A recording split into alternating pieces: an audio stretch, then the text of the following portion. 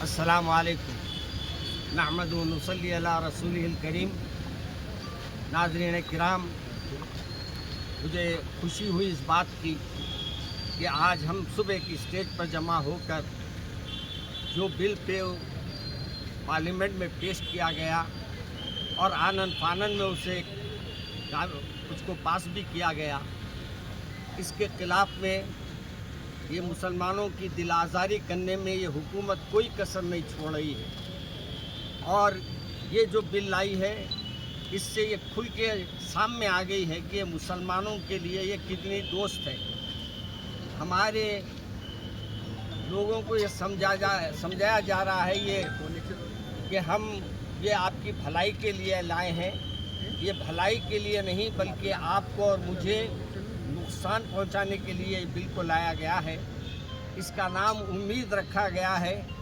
ہم کو امید دلا کر ہمارے جو زمینات ہے، جو وقف پراپرٹی سے اس کو قبضہ کرنا چاہتے ہیں، اور ہمارے قبرستان ہو یا مساجد ہو یا دیگر اپنے عاشور خانے ہو یا جو بھی ہمارے درگاہوں کی زمینیں ہو، یہ سب کچھ اللہ کی امانت ہے اور اس کی حفاظت ہر کلمہ گو پہ لازم ہے. ایک بات ذہن میں رکھ لیجئے، یہ بھی ایک عبادت ہے. جیسے آپ کسی حافظ کو بناتے ہیں، ایسے ہی کوئی زمین خرید کے کسی مقصد کے لیے دیتا ہے اور اس کا یہ خیال رہتا ہے کہ اس کا ثواب اور اجر ملے، تو یہ بھی ایک عبادت ہی کے درجے میں آتا ہے.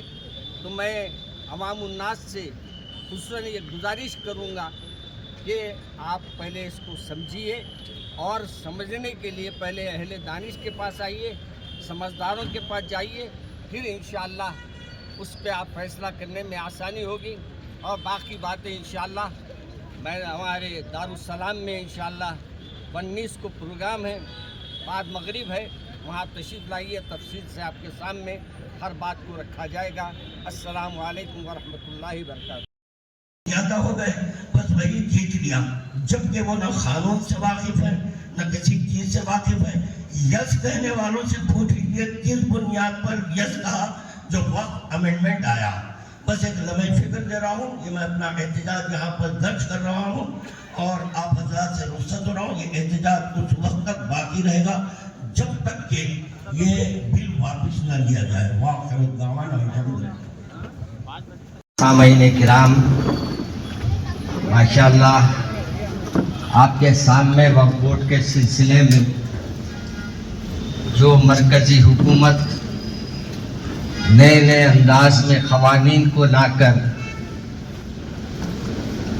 مسلمانوں کو تکالیف دینا چاہتی ہے، یہ ایک قانون نہیں ہے، اس سے پہلے بھی کئی قوانین آ چکے ہیں اور اس قانون میں بھی تکلیف دینے کے لیے انہوں نے کوئی کسر نہیں چھوڑا.